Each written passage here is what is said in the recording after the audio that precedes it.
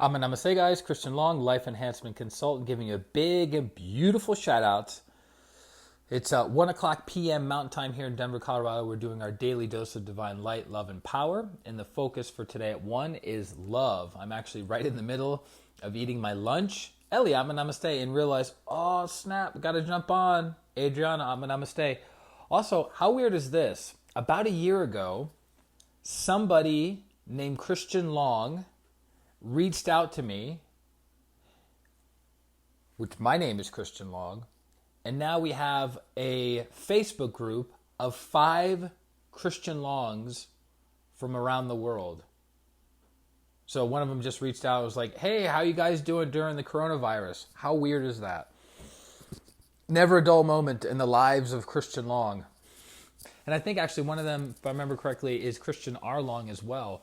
We're spreading. Jillian, Namaste. Good to have you on. So I was thinking to myself, what are we going to talk about with divine love? And so what is love? Not the song from the early 90s, but what is love in the sense of nurturing, caring for, providing, soothing, healing. It's amazing, right? Like love is the reason why most of us on the entire planet get up and live each and every day. And then the reason most of us no longer want to live on this planet and be part of each and every day is because of lack of love. So I thought to myself, well, if we go through the prayer of St. Francis of Assisi, one of the stanzas is, it is in the giving that we receive, right? It is in the giving that we receive. If you think about it, if you want love in your life, and in the lives of others, what must you sow? Love. Now, is that love ever wasted? Yes or no? If you have a loving thought towards somebody, if you have a loving word towards somebody, or you have a loving action towards somebody, is that loving energy, Karina, I'm going to say, ever wasted? Is that loving energy ever wasted? Of course not. Now, here's the thing that people have a hard time wrapping their heads around and comprehending, which is understandable because it's an esoteric truth, which means that which is hidden. So something that's esoteric is veiled to the common ordinary person. As people train, study, and experience more of life, they're able to understand hidden truths. But there are always deeper and deeper levels of esoteric truths and esoteric teachings. So, if you plant in the physical world, if you plant a seed in this garden in front of you, the seed is going to come up in that garden. Yes? Not the case in the inner world. So, you might have a relationship where you're loving and kind with your thoughts, your words, or your actions with that person, but that seed of love never grows in that relationship. And there are many, many factors. I'm making it very simple, very like 1 + 1 = 2, right? But that seed of love is still being planted, and that seed may sprout or produce a fruit in another relationship. Maybe a relationship at work, maybe a relationship at the gym, maybe a relationship with a family member or friend, right? It doesn't always have to be related to that individual. Joanna, Namaste. So unlike the physical world, that if you plant a seed in this field, it's going to grow up in this field and not in another field. In the energy world, in the inner world, you plant the seed of love here, that seed of love can sprout and produce fruit in other parts of your life, in other relationships. That's why it's so difficult. So people are like, I keep loving this person and the person doesn't reciprocate. Okay, but the love that you're giving is never wasted. Ever. The kindness that you give another person is never wasted. The sweetness and joy that you give another person is never wasted. Because here's the thing you have to understand. You are sowing the seed, and the seed is going to come up in your life. So if the other person is unwilling, unready, unable to receive the love that you're giving them, it's still going to grow and come back to you. It won't grow and come back to them because it is in the what? It is in the giving that we receive. It's not in the taking that we are given more. Make sense? So my encouragement to each and every one of you watching this stream is open your heart. Be loving. Be kind. Be sweet. Be generous in your thoughts, your words, and your actions with other people, regardless of how it shows up. Regardless of how it shows up. Because one of the energies of the heart chakra that prevents the heart from fully opening and fully giving what it's supposed to do, Daniel, I'm a namaste, is expectations. So one of the blockages of the heart chakra are expectations. I'll give you something with the expectation of this in return. So I'll give you love, but I expect love. And if you don't give me love, I'm going to stop giving love. I'm going to withhold love. So now you're holding the seeds of love within your hand and you're never letting go of those seeds.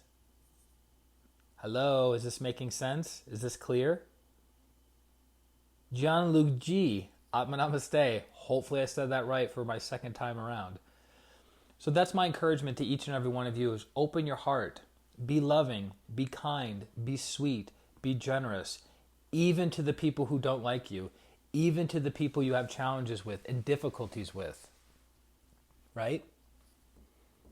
Yeah, are there some people in our lives that should be at a distance? And I don't just mean social distance, but should be at a distance? Yes. There are people that should be at a distance because they're not in the right mindset to interact with you, not harmoniously, but just to interact with you in general. Blessings to you as well. But in general, most people in our lives, we want to give loving and kind thoughts, loving and kind words, and loving and kind actions too. And here's a shocker. Are you ready? Are you ready? Here's a shocker. The people who are having the most difficulty, that are giving you the most challenge, that have the most anger within them, require the most love. Think about the coronavirus. Think about the high-risk populations of the 70-year-old people or older. Do they require more love, more medicine, more attention, more help from the doctors, from the nurses, from the healthcare practitioners than a 25-year-old soccer player? Right? So those people need more love. The sicker they are, the more love they need. So the more angry a person in our life is, the more love that they need. So Ellie says, talking about love, why is this period making people more loving? Because we're starting to realize we're in this together. It's bringing together a greater sense of oneness, because going, well, it's all about me, myself, and I, right? I want to make sure that my body is healthy and strong. I want to make sure my solar plexus is practicing self-interest. But wait a minute. My mom who lives here, or my dad who lives here, or my siblings who live here, or my kids are out at school or out of college or working at their job, how are they doing? Are they feeling good? Are they taking care of themselves? So you shift from your solar plexus of me, myself, and I into the heart. Love for others, caring for others, nurturing for others, right? How's so-and-so doing? Maybe we should stop by that person's house, give them some food, give them some time. No touching, right? But give them some love, energetically speaking. So that's one reason why what's happening with the coronavirus is activating people's heart chakras. Make sense? There's many other factors, but that's a main factor. Good question, Ellie. Rockstar. So that's our stream today for our daily dose of light, love, and power. Join us tonight at 6 o'clock p.m. for another daily dose of light, love, and power. Which one is it going to be? Join us as the Native Americans been saying, a time for unity. Yes, unity, oneness. So that shift was necessary. Yes. What is happening right now with the planet Earth and us connected to Mother Earth is karmic. It's supposed to happen. This is not an accident. It's part of the divine plan. Remember, don't see the world from your limited viewpoint. of your ego, your personality, of right, wrong, good or bad. See it from the soul's perspective. What is happening on a soul level? Our physical bodies, hello guys, our physical bodies come and go. Nurturing and nourishing the soul is what's most important. I know that sounds a little bit harsh and maybe a little bit cold or callous, but it's not. It's seeing it from a higher perspective. What do we talk about in pranic healing? You're not the body, you're not the emotions, you're not the thoughts, you're not the mind. You are the soul. Okay? That's what you are. This is a product of your soul. Anyways, so I'm going to get back to my lunch.